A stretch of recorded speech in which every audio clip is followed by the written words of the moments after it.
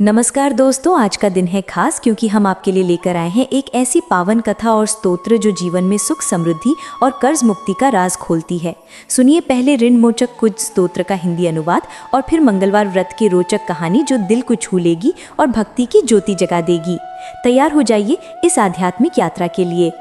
हे कुजदेव, शास्त्रों में आपके जो नाम दिए गए हैं उनमें पहला कुज, दूसरा भूमिपुत्र जिनका जन्म धरती से हुआ, तीसरा कर्ज मुक्ति देने वाला, चौथा धनदाता, पांचवा अटल सिंहासन पर विराजमान, छठा विशालकाय, सातवां सभी बाधाओं का नाश करने वाला।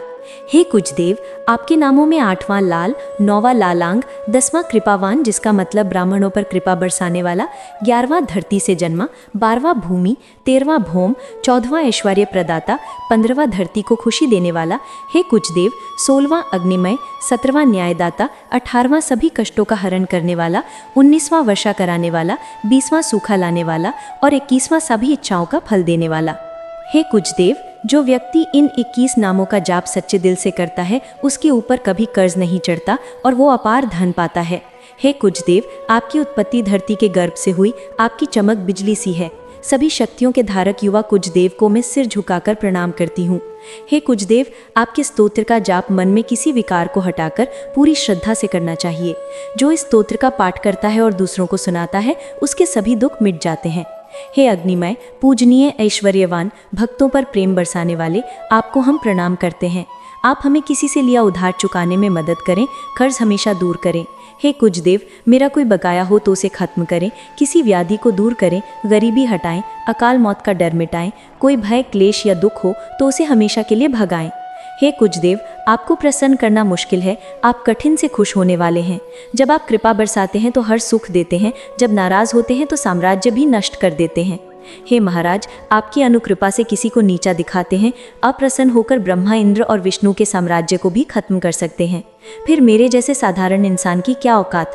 प्रभु, आप सबसे ताकतवर और बड़े राजा हैं। हे भगवान, मैं प्रार्थना करती हूँ कि मुझे पुत्र रूप में संतान दे। मैं आपके द्वार आई हूँ, मेरी मनोकामना पूरी करें। मुझ पर किसी का उद्धार न रहे, कभी हाथ न फैलाना पड़े, गरीबी दूर करे, सभी कष्ट क्लेश नाश करें। जो शत्रु हैं उनके डर से मुक्त करे।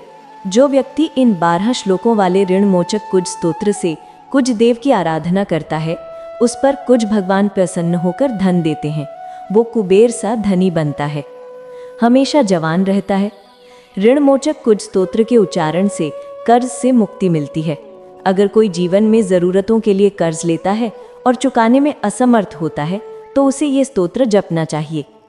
कर्ज में डूबे व्यक्ति श्रद्धा से नियमित जाप करें तो मुक्ति मिलती है। ऋण मोचक कुज स्तोत्र पाठ खत्म। सभी मिलकर कहें, कुज देव की जय, ओम पवन पवन सुत नमः। अब आइए श्रद्धा से सुने पावन मंगलवार व्रत कथा जो जीवन में सुख, शांति और ताकत भरती है। एक बार पराशर जी ने कहा कि एक बार पवित्र तीर्थ में 80,800 मुनि इकट्ठे होकर पुराणों के जानकार महर्षि लोम जी से पूछने लगे, हे महामुनि, आपने हमें कई पुराण कथाएं सुनाई, कृपा कर ऐसा व्रत और कथा बताएं जिससे संतान मिले और मनुष्यों को रोग, शोक, आग सभी दुखों का भय दूर हो। क्योंकि कलयुग में जीवों की उम्र कम है, ऊपर से रोग, चिंता, कष्ट लगे रहते हैं, तो वे अपना ध्यान भगवान के चरणों में कैसे लगाएं? तब महर्षि लोम जी बोले, हे मुनियों, आपने दुनिया के भले के लिए शानदार सवाल पूछा है। एक बार राजा भीम ने भगवान विष्णु से दुनिया के भले के लिए यही सवाल किया था। भगवान विष्णु और भीम के बीच जो बातचीत हुई वो मैं बताता हूँ, ध्यान से सुनो। एक समय पांडवों की सभा में विष्णु जी बैठे थे। तब राजा भीम ने भगवान विष्णु से पूछा, हे नारायण, हे केशव, आपने मुझे कई कथाएं सुनाई, आज कृपा कर ऐसा व्रत या कथा सुनाई जिससे मनुष्य को रोग, चिंता का डर दूर हो और पुत्र मिले। हे प्रभु, बिना पुत्र जीवन बेकार है। पुत्र के बिना नरक जाना पड़ता है। पुत्र के बिना पितृ ऋण से मुक्ति नहीं मिलती और पुण्य नामक नरक से छुटकारा नहीं होता। इसलिए पुत्र देने वाला व्रत बताएं। तब भगवान विष्णु बोले, हे राजन, मैं एक पुरानी कहानी सुनाता हूँ। ध्यान से सुनो। रत्नपुर नामक शहर था। वहाँ विपुल नामक ब्राह्मण रहता था। भगवान की मेहर से उसके पास सब था, फिर भी वह दुखी था। वजह थी कि ब्राह्मण की पत्नी प्रिया की कोई संतान नहीं थी। प्रिया पतिव्रता थी, भक्ति से पवन सुत की पूजा करती थी। मंगलवार को व्रत कर अंत में भोजन बनाकर पवन सुत को भोग लगाने के बाद खुद खाती थी। एक बार मंगलवार को वह घर के कामों से पवन सुत को भोग ना लगा सकी तो बहुत दुखी हुई। कुछ ना खाया और मन में संकल्प लिया कि अगले मंगलवार को ही पवन सुत को भोग लगाकर अन्न जल लूंगी। ब्राह्मणी प्रिया रोज भोजन बनाती, पति को खिलाती, लेकिन खुद ना खाती और मन में पवन सुत की आराधना करती। 6 दिन बीते और प्रिया निश्चय अनुसार भूखी प्यासी रही। अगले मंगलवार को सुबह ही बेहोश हो गिरी। प्रिया की इस भक्ति से पवन सुत प्रसन्न हुए और प्रकट होकर बोले, प्रिया, मैं तेरी भक्ति से खुश हूँ, उठ और वर मांग। प्रिया अपने देव पवन सुत को देखकर खुशी से चरणों में गिरी और बोली, हे प्रभु, मेरी कोई संतान नहीं, कृपा कर संतान का आशीर्वाद दो। तब पवन सुत बोले, तेरी इच्छा पूरी होगी, तुझे बेटी होगी, उसके शरीर से रोज सोना मिलेगा। ऐसा कहकर पवन सुत अंतर ध्यान हो गए। अब प्रिया बहुत खुश हुई और सब अपने पति को बताया। ब्राह्मण विपुल बेटी का वरदान सुनकर थोड़ा दुखी हुए, लेकिन सोना मिलने की बात सुनकर खुश हो गए। सोचा, ऐसी बेटी से गरीबी दूर हो जाएगी। पवन सुत की कृपा से ब्राह्मणी जल्द गर्भवती हुई और 10वें महीने में सुंदर बेटी हुई। वह बेटी पिता के घर में बढ़ने लगी। गौरी डान से पाताल मिलता, रोहिणी से वैकुंठ, कन्या से इंद्रलोक। अगर रजस वाला दान किया तो घोर नरक मिलता। इस पर ब्राह्मण बोला, अभी ज्वाला सिर्फ 10 साल की है, मैंने 16 साल की कन्याओं की शादी कराई है, जल्दी क्या? तब प्रिया बोली, लगता है आपको लोभ हो गया। शास्त्र कहते हैं कि माँ बाप और बड़ा भाई रजस वाला कन्या देखते हैं तो नरक जाते हैं। तब ब्राह्मण बोला, ठीक, कल मैं दूत भेजूंगा योग्य वर की तलाश में। अगले दिन ब्राह्मण ने दूत बुलाया और कहा, जैसी सुंदर मेरी कन्या वैसा वर ढूंढो। दूत स्वामी की आज्ञा से निकला। स्वर्ण नगर में एक सुंदर लड़का देखा। यह ब्राह्मण परिवार का गुणवान पुत्र था, नाम देवेश। दूत ने स्वामी को सब बताया। विपुल को देवेश पसंद आया और शुभ मुहूर्त में विधि से कन्यादान कर ब्राह्मण ब्राह्मणी खुश हुए।